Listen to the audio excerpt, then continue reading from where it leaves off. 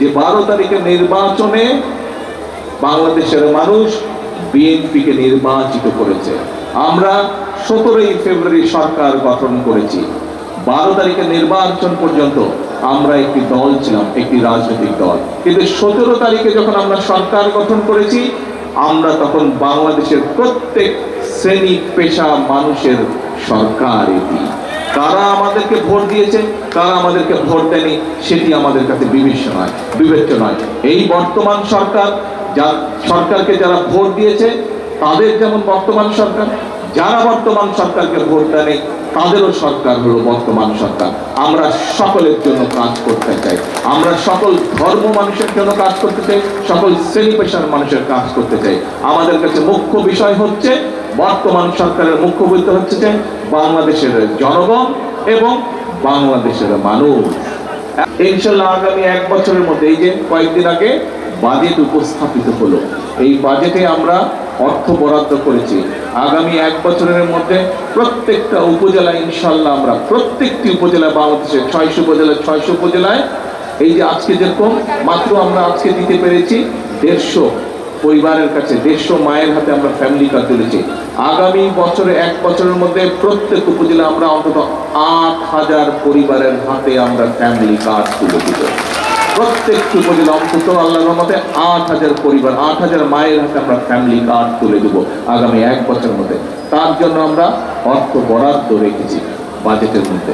প্রিয় ভাই বোনেরা, শুধু ফ্যামিলি কার্ডই নয়, ওই যে কৃষক ভাইদের কথা বললাম, বাংলাদেশ একটা কৃষি প্রধান দেশ। এই দেশের অধিকাংশ মানুষ কৃষি কাজের সাথে জড়িত। এখন কৃষক ভাইরা যদি অর্থনৈতিকভাবে দুর্বল থাকে, কৃষক ভাইরা যদি সরকার থেকে সহযোগিতা না পায়, সার, বীজ অথবা কীটনাশক ঔষধ যদি ঠিক মতন কিনতে না পারে, তাহলে তাদের ফসল ফলাবে কি করে? তার জন্য আমরা বলেছিলাম আমরা কৃষক ভাইদের জন্য একটি কৃষক কার্ড দিতে চাই আমরা, যার কাজ এর মধ্যেই শুরু হয়ে গেছে। সারা বাংলাদেশে এর প্রায় 40,000-এর মতন এর মধ্যেই আমরা কৃষক ভাইদের কাছে কৃষি কার্ড পৌঁছে দিয়েছি আমরা।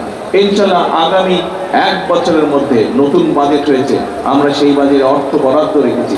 আগামী 1 বছরের মধ্যে সারা বাংলাদেশে আমরা 40 লক্ষ কৃষক ভাইয়ের কাছে কৃষি কার্ড পৌঁছে দিব, যাতে করে এই কৃষক কার্ডের মাধ্যমে তারা যেই সহায়তাটা পাবে, প্রতি বছর এককালীন একটি সহায়তা পাবে, তার সেই সহায়তা দিয়ে তারা তাদের কৃষির বীজ বলেন, ফসলের বীজ বলেন, কীটনাশক ঔষধ বলেন, এইগুলো তারা কিনতে পারবে এবং কেনার মাধ্যমে তাদের কিছুটা সহায়তা, তাদের উপরে যে অর্থনৈতিক চাপ, সেই চাপটি কমে আসবে। প্রিয় ভাই বোনেরা, আমরা নির্বাচনের আগে বলেছিলাম যে আমরা এই দেশের মানুষ যাতে স্বাস্থ্য সুবিধা, মিনিমাম স্বাস্থ্য সুবিধাও যাতে পায়, বিশেষ করে গ্রামের মানুষ, গ্রামের নারীরা, শিশুরা, পুরুষ মানুষ বা বয়স্ক মানুষ যারা আছে, তাদেরকে যাতে কষ্ট করে শহরে আসতে না হয়, তাদের যাতে উপজেলা পর্যায়ে চিকিৎসা সুবিধা পায়, সেই জন্য আমরা সিদ্ধান্ত গ্রহণ করেছি। সেই জন্য আমরা বলেছিলাম দেশের মানুষের কাছে যে এই যে এখন উপজেলা পর্যায়ে যে 50 শয্যার হাসপাতাল রয়েছে, এই 50 শয্যার হাসপাতালকে এমপি সাহেব যদিও মেডিকেল কলেজ চেয়েছেন এখানে, কিন্তু প্রত্যেক উপজেলা, এই মৌলভীবাজার জেলার প্রত্যেকটি উপজেলায় 50 শয্যার হাসপাতাল আছে উপজেলা পর্যায়ে, সেটিকে ইনশাআল্লাহ আমরা 101 শয্যার হাসপাতাল করব, যাতে আপনাদেরকে বেশি দূরে না, উপজেলা পর্যায়ে।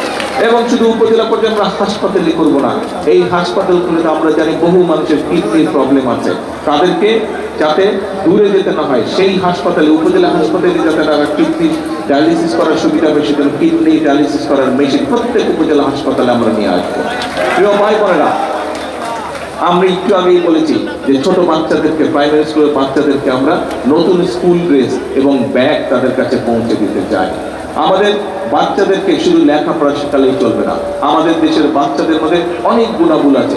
কেউ ভালো খেলতে পারে, কেউ ভালো গান গাইতে পারে, কেউ ভালো বাদ্যযন্ত্র বাজাতে পারে, এক একজনের একটা কোয়ালিটি আছে, গুণ আছে। আমরা চাই আমাদের এই যে ভবিষ্যৎ প্রজন্ম, এদের মধ্যে পড়ালেখার পাশাপাশি যে সকল কোয়ালিটি আছে, সেই গুণাবলীকেও যাতে করে তারা প্রকাশ করতে পারে, সেই গুণাবলী দিয়ে এক্সট্রা কারিকুলাম দিয়ে যাতে তারা নিজেদেরকে যোগ্য করে গড়ে তুলতে পারে, তার জন্য আমরা ব্যবস্থা গ্রহণ করেছি। আপনারা এর মধ্যেই দেখেছেন, আপনারা দেখেছেন আপনাদের এই জেলার মধ্যে সারা বাংলাদেশে প্রত্যেক জেলা, উপজেলা পর্যায়ে কিন্তু বাচ্চাদের ক্রীড়া প্রতিযোগিতা হয়েছে এবং আগামী এই মাসের 20 তারিখে ঢাকা শহরে আর্মি স্টেডিয়ামের মধ্যে এইটি জাতীয় পর্যায়ে হবে। এই যে সারা দেশে হয়ে গেল, প্রায় 22 লক্ষ বাচ্চা এই ক্রীড়া প্রতিযোগিতায় সারা দেশের মধ্যে অংশগ্রহণ করেছিল, 22 লক্ষ বাচ্চা। এখন প্রিয় ভাই বোনেরা, এই যে কাজগুলো করছি, এই যে ফ্যামিলি কার্ডের কথা বললাম আপনাদের কাছে, এই যে ইমাম মুয়াজ্জিন সাহেবদেরকে সম্মানের কথা বললাম, এই যে কৃষক কার্ডের কথা বললাম, এই যে বাচ্চাদের লেখাপড়া করার কথা বললাম, এই যে মানুষের স্বাস্থ্য সেবার কথা বললাম, এই কাজগুলো যদি সফলভাবে আমরা এই সরকার, বর্তমান সরকার সফলভাবে করতে পারে, তাহলে উপকারটা কাদের হবে? উপকারটা কাদের হবে? রাস্তাঘাট, স্কুল কলেজ, এমপি সাহেবরা যেসব প্রকল্প দাবি করেছেন সেগুলো তো নর্মালি হবে, সেটা অটোমেটিক হবে। কিন্তু আমি যেই কাজগুলোর কথা বললাম, এই কাজগুলো যদি আমরা বাস্তবায়ন করতে পারি, তাহলে কি উপকার কাদের হবে বলেন তো? জনগণের উপরে। দল, মত, ধর্ম, বর্ণ নির্বিশেষে সকল মানুষ কম বেশি এইটার সুবিধা পাবে, পাবে না? হ্যাঁ, সে আমার দলের মানুষ হোক অথবা আমার দলের মানুষ না হোক, কিচ্ছু যায় আসে না। সে যদি বাংলাদেশের নাগরিক হয়ে থাকে, বাংলাদেশের নাগরিক হলেই সে এই সকল সুবিধা পাবে। আমরা প্রথমেই বলে দিয়েছি